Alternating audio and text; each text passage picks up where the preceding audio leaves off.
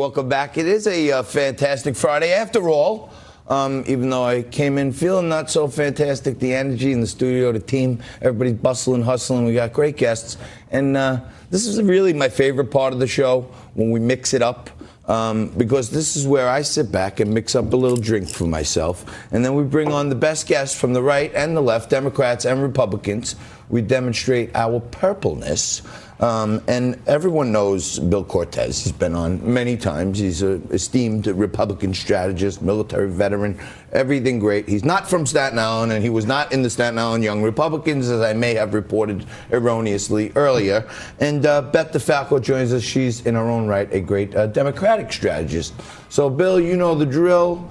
It's your first time on, so you're up against some hardy opposition there in Mr. Cortese. But Topic 1, 2020 presidential election. I think there was all this noise about the diverse new group of Congress people and the youngest group and the most women and the most minorities and all this other stuff. And the top 3 contenders for your party are 70-year-old white folk. So what can we expect from the up-and-coming candidates? You know what I mean? We were talking about the diversity of the new party.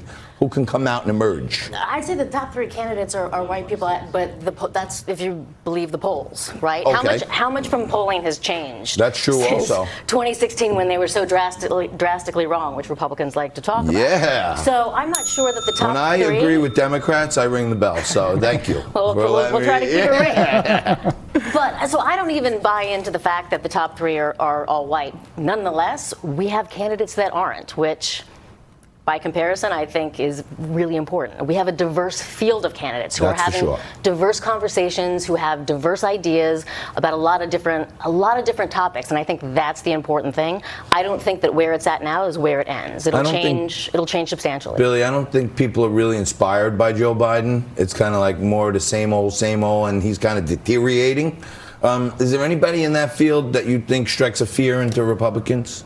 I don't know if it strikes a fear. I think there were people like Kamala Harris early on that people thought could kind of reassemble that Obama coalition. But so far, I mean, outside of O'Rourke, Kamala's really fallen off, I think. And again, if you believe the polls, but there's a lot of time left on the clock. And between now and when voters start voting in those caucuses out in Iowa. So the Biden strength is based on his, being in politics for 40, 50 years. Being vice president, but I think you see this layering happening now. You're seeing kind of the top tier rising, and then a lot of them are dropping out. I mean, I don't think Bill de Blasio's presidential campaign is long for this world, if you believe reports. Not. So he's got maybe a few weeks left here on the trail. No doubt. So I think you are starting to see, but it is interesting when you talk about. When you see that from Beth, the Democrats. it does look like, as Bill said, I was referring to the second debate as like the kids' table. You know what I mean? From back in the day when we were all like just 12 or 13, and the parents didn't know if we had room at the adult table. And we I still sit at that table, but yeah, that's what I'm saying. Our knees are up against it. It's nice to see all of the candidates against each other, where they can actually interact and not be all separated. But who do you? We talked about it yesterday. A Quinnipiac poll just came out, and it said all of the top 5 leading candidates all beat Trump in a head-to-head, right? And by wider, lessening margins. Even Pete Buttigieg beats Trump, but he's polling at 6% on the Dem side. What is a real poll? Because when I looked into the Quinnipiac numbers, they skewed the poll. They don't tell you that they surveyed more Democrats than Republicans in the poll. I have a bigger problem with it. They probably used landlines. Yeah, they use landlines too. Nobody's ever called me for a poll, ever. and I used to report on them, as a reporter for a long time. We talk about that, but actually the methodology involved is why I become a little skeptical. That really changes. What can people trust? I think you can trust what you hear. You go into a Starbucks and if you were to say to everybody, all right, who's going to vote for Trump again? How many hands do you think are going to go up? 6 out of 10. You're in a different Starbucks than I am. I live in Staten Island, so it's different. Trump got 82% of the vote in the primary, so in Staten Island you may get 8 out of 10. You might, but I think that's probably not the case in most places around. And so, 50, also people are like, what candidates are people talking about? Do you think it's 50-50? No, I grew up in Colorado, and I don't think so at all. Like, No, I'm saying in Colorado right now. Maybe No. we should do that. Maybe we should do something together after today. We should do Starbucks polling. You know what I mean? Go across the country? No, just get people to go out and stand in a Starbucks and say, hey, who would vote for Trump again? And get, some percentages, maybe like the Starbucks polling meter. completely much better methodology, and at least results in caffeine. That's why we bring guests. Speaking of Starbucks, too, Howard Schultz announced officially today that he's not running for president. He's not going to play the spoiler, which I think is one of his reasons behind not running. He never really picked up. There wasn't really a buzz like you had even from Mike Bloomberg of this kind of independent, self-funding businessman. It was very clear. So with Schultz out of the way, which I don't think anyone was really holding their breath for, that goes back to our Starbucks. But I think de Blasio should be out of the way soon. He'll be out of the way. Tom Steyer dropped out. Right. So their 0% are going to. I don't know who their 0% is going to go to, but it'll be interesting to see. But it's hard to pick up that anecdotal information in these polls on a quantitative level. But in 2016, there were a lot of people that said, you heard it, right? You talked to people, no path and to they would victory. say it. Trump has no But you path looked to at these victory. numbers, and what you were hearing on the street and what you were seeing in these polls were two different things. And obviously, we saw what happened on Election Day. So at the end of the day, I think every poll that comes out plays to a Trump voter that says, you know what, we're down and out, plays to the chip on the shoulder, just like it did in 2016. Two things that I reliably see over many, many years is that people tend to want the opposite of what they have, right? So, how different was Obama from Bush? How different is Trump from Obama? So I sort of take that into account of who's going to show up on Election Day. And people come out to vote against things. They don't vote for things. They don't vote for people when things they're happy with. They vote for things that they want to see to change. So I think that when you think about that, what does it look like? Who's coming out for Trump? Or are they just not going to vote at all, and they think that that's their contribution? Right. Yeah. Campaigns are about contrast. They're not about being a little different than the other guy or the girl that's running. And they're about contrast. They're about my way is this way, and my opponent's going to take you in the opposite and really the wrong direction. And so that's what these boil down to. Campaigns are about contrast. What about this? I think it's a folklore or something or urban legend, but. Supposedly, the mainstream of the Democratic Party wants Biden because they think he can best hold the African American vote and bring people back. You think, when you said people vote against things, you think people that voted for Trump in the last election, some of them were voting against Hillary? Sure, and then many people weren't inspired by Hillary and didn't come out.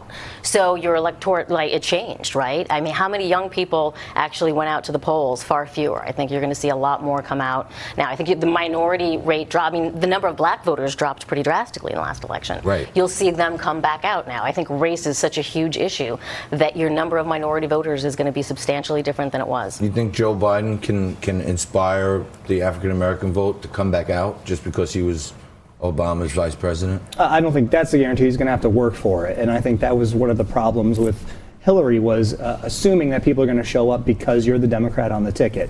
And I think if any candidate who may carry the Democratic banner is going to have to work for this. The truth is, when you compare Trump to other presidents, he's polling as well or better amongst some of these groups, including African American men. So I'm not saying he's going to make any real play amongst African Americans, but I think heartedly no. Right, but the truth is, Trump is not going to. I think he did. You think black voters are coming out for Trump? I think he did a heck of a lot better than Mitt Romney did with African Americans. I thought the numbers do show that. The numbers do show that he's. You think that they're going to come back out for him now after this term?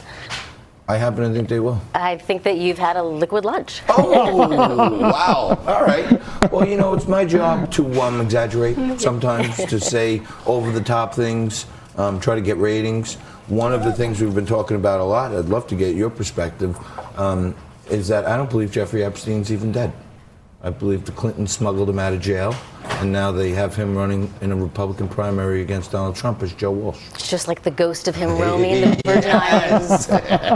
Hunting wow, women everywhere. Jeffrey Epstein. That is Joe Walsh, Jeffrey Epstein. You tell me if I'm wrong here.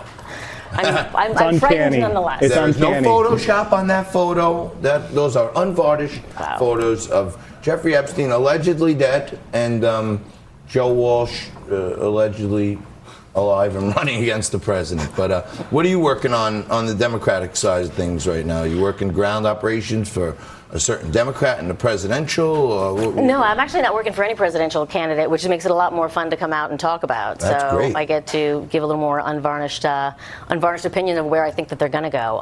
As you know, I used to work for Cory Booker. It'll be interesting to see what he does in the next debate. When did you start working for Cory Booker? Right after the post. Would have been 2014. Wow. Yeah. That's great. I went to Cory's first ever fundraiser in New York City. It was at the Soho House when he was just starting to run. 06? 05? Around then. And I'm not a Democrat, but I kind of really liked him then. He was like fresh new guy. He was like a little cool. I think he strayed from what he was personally. I think he's trying to pander more than be himself, and I think it's hurting him. No, welcome to politics, right? Yeah, You're trying to yeah. get reelected, and what you got to do, and who you got to talk to, and who you got to be. Don't people love Trump because he is, even though he's crazy, because he's real? Well, I think that's part of the appeal, is that he tells you, tells you how it is, right? What he thinks. Unvarnished. The problem with Cory is, and I was a constituent of his in Newark for 5 years, and I don't think Cory found his stride in this race and in the field. I don't think he's been able to find his stride yet. He has clearly, when you look at his race against Sharp James, and if anyone has a chance to take a look at the documentary Street Fight, it's an amazing documentary about Cory's first run for mayor. But really, he hasn't been able to find his stride or really his lane in this, and he's a guy who has some political talent. Without a doubt. He's got a lot of talent. I think Donald Trump is about as real as a spray tan. But well, I'm just saying, he says things off the top of his head, which is different than most politicians who. He's unfiltered. I'll give you that. Okay, let's go with unfiltered. So I feel like that's real if it's unfiltered or raw, organic. Give you raw. You give me raw. Like liquid All right, lunch. we agreed on something, and we're having a great liquid lunch. I want to thank Beth DeFalco and Bill Cortese for mixing it up for us. I got so engaged in the conversation, I didn't even get a chance to take a sip. But you take a sip, stay right there. We're going to take a couple of minutes of commercials, and we'll be back right after this.